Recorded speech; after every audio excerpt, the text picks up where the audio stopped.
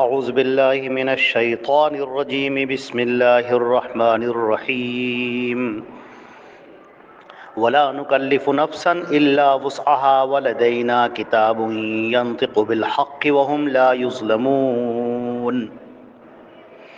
یہ سورہ مومنون کی آیت نمبر 62 ہے، 62، اور ترجمہ یہ ہے، اور ہم کسی نفس کو اس کی وسعت سے زیادہ مکلف نہیں بناتے، اور ہمارے پاس کتاب ہے جو حق کے ساتھ بولتی ہے، اور ان کے اوپر کوئی بھی ظلم نہیں کیا جائے گا۔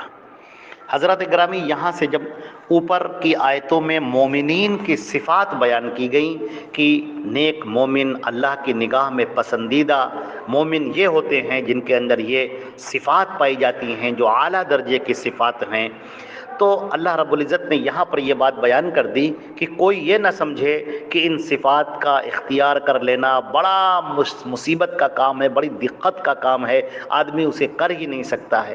اللہ رب العزت نے بتایا کہ ہم نے اس دین کو آسان بنایا ہے۔ یہ دین جو بھی اس کو اختیار کرنا چاہے، جو چلنا چاہے، اس کے لیے بہت آسان ہے۔ ہاں، نفس کو مارنا پڑتا ہے، اس میں کوئی شک نہیں، نفس کو اپنے قابو میں رکھنا پڑتا ہے، اپنی خواہشات کو دبانا پڑتا ہے، پھر اس چیز کو اختیار کرنا پڑتا ہے۔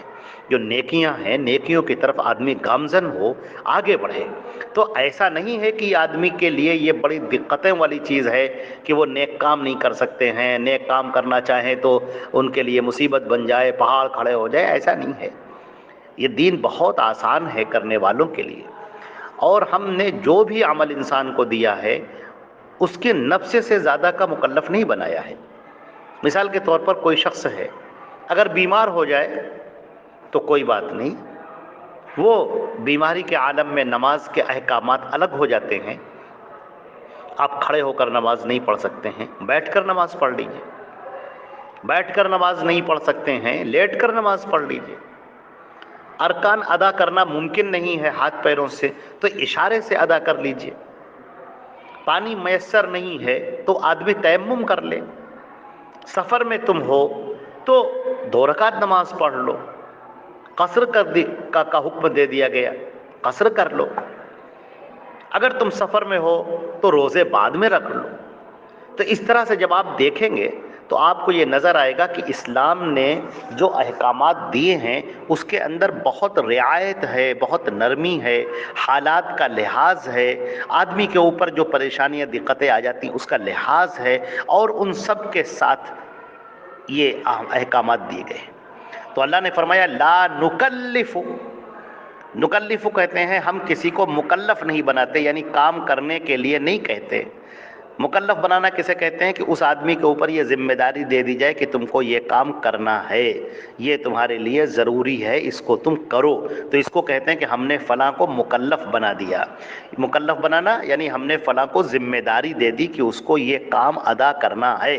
تو اللہ تعالیٰ فرماتے ہیں کہ ولا نکلف نفسا، کسی بھی نفس کو ہم مکلف نہیں بناتے الا وسعها، مگر یہ کہ اس کی وسعت کے مطابق، وہ جتنا کر سکتا ہے، اس کی جو طاقت ہے، جو قوت ہے، اس کی جو استطاعت ہے، اس کے مطابق ہم اس کو مکلف بناتے ہیں۔ اور وَلَدَيْنَا كِتَابٌ يَنطِقُ بِالْحَقِّ، اور ہمارے پاس وہ کتاب موجود ہے جو حق کے ساتھ بولتی ہے۔ کیا مطلب ہے؟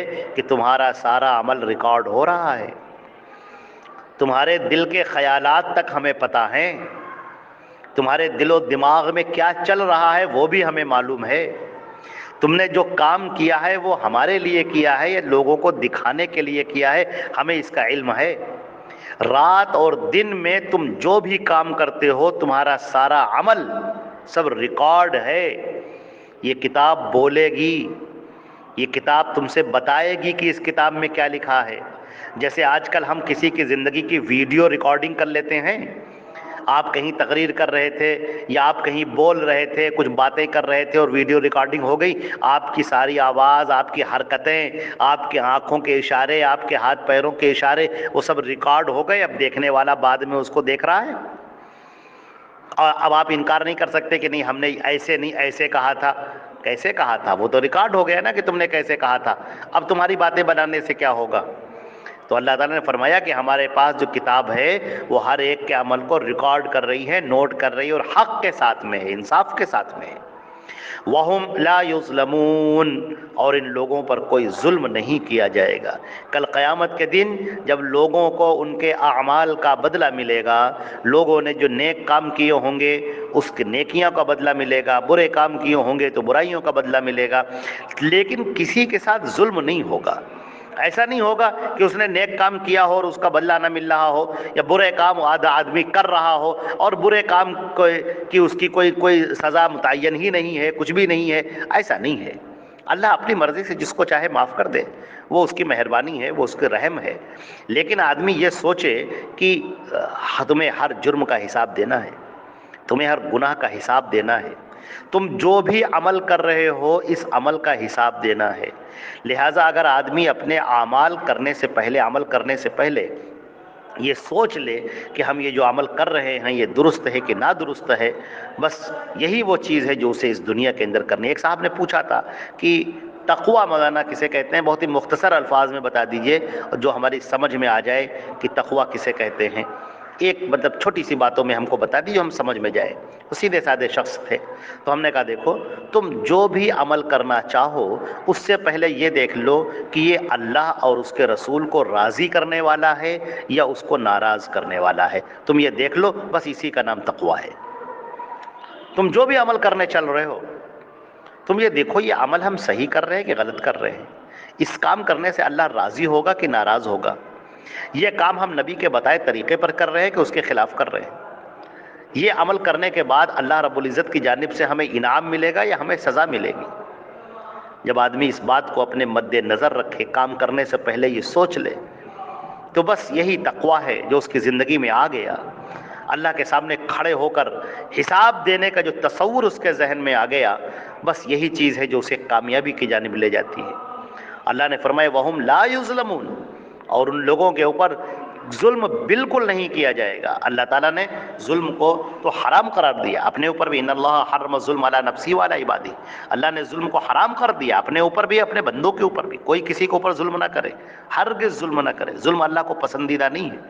الظلم ظلمات یوم القیامہ، جو ظلم ہے وہ قیامت کے دن تاریکیاں بن جائے گا، اندھیرا بن جائے گا، انسان کو ڈبو کے رکھ دے گا، پریشانی میں ڈال دے گا، جہنم کی آگ اس کے لیے بھڑک رہی ہے۔ لہذا ظلم ہرگز نہ کرے، ہرگز نہ کرے۔ لہذا فرمایا گیا فَمَن يَعْمَلْ مِثْقَالَ ذَرَّةٍ خَيْرًا يَرَهُ وَمَن يَعْمَلْ مِثْقَالَ ذَرَّةٍ خَيْرًا يَرَهُ، جو آدمی ذرہ برابر بھی شر کرے گا تو اس کا بدلہ پائے گا، خیر کرے گا تو اس کا بدلہ پائے گا۔ لہذا ہمیں جو بھی کام کرنا ہے اس کام کو کرتے وقت ہمیں دیکھ لینا ہے کہ یہ کام ہم اچھے طریقے سے کر رہے ہیں کہ برے طریقے سے کر رہے ہیں، اللہ راضی ہوگا کہ اللہ راضی نہیں ہوگا۔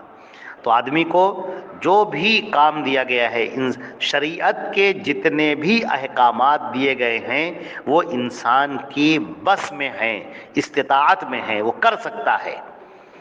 اگر اس کے اوپر کچھ حالات آ رہے ہوں تو وہ یہ دیکھے کہ شریعت میں اس کی کیا رعایت حاصل ہے، اور پھر وہ اس کا فائدہ اٹھائے، رخصتوں کا فائدہ اٹھائے۔